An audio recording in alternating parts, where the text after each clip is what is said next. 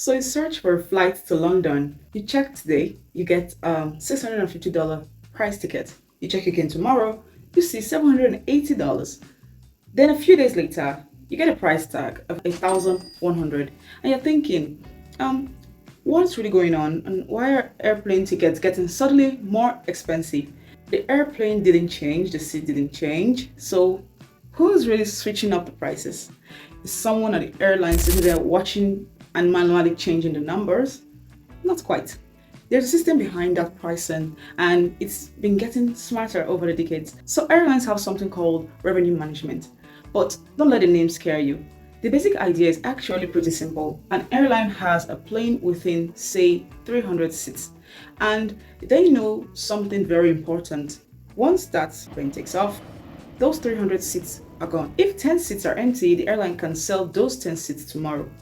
So the airline has to make a decision. How many seats should we sell cheaply, and how many should we keep available for people who might pay more? Now, this is where your ticket price starts getting interesting, because the airline doesn't necessarily make every seat available at the same price. Now, imagine you're booking a flight 6 months from now. The airline doesn't know exactly how many people will want that particular flight. Maybe demand is going to go higher or weaker. So the airline looks at those patterns across the flight and the market. If bookings are coming in slowly, the airline may keep more lower priced seats available, but if people start booking much faster than expected, the airlines may choose to close those cheaper fares. And this is why you've probably seen something really frustrating. You find a flight for $450, you wait, and it suddenly goes to a higher price. The airline didn't necessarily sell out the airplane. It may simply have sold the number of seats it's willing to offer at $450. The IATA describes this as inventory management. Airlines open and close different fare classes to control how many seats are available at particular prices. So an empty seat does not necessarily mean a cheap seat. That's one of the biggest things to understand about airline pricing. Now you're probably wondering, how do they know whether people are actually going to book? This is where forecasting comes in. Airlines look at patterns. What's happening in similar flights? Is this a busy travel period?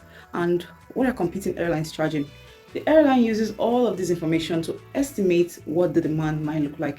Then it keeps adjusting. IATA also describes this as a continuous loop between forecasting, pricing, and controlling seat availability. So that number on your screen isn't necessarily one fixed price. It's the result of a series of pricing and inventory decisions. And this isn't actually a new idea. Airlines started building serious versions of this system in the 1980s. American Airline was one of the pioneers of this system. The problem was simple. They wanted to sell cheaper seats when demand was weak, without filling the entire plane with cheap tickets when people were willing to pay more. So the airline began using computer systems to decide how many seats should be available at different prices. By the late 1980s, those systems have become much more sophisticated, with airlines managing multiple fare levels and constantly adjusting how much inventory was available. That basic idea is still at the heart of airline revenue management today. Now we've reached the really interesting part, because if airlines are constantly managing different prices, why can two people search for the exact same flight and see completely different prices? Could it be the time they booked, the availability, the website, or booking channels, or other factors? That's what we're getting into in our next video. I'm Vivian, and this is Triple G. Subscribe to learn more about the things airlines don't always make easy to understand. Now let's get out of here.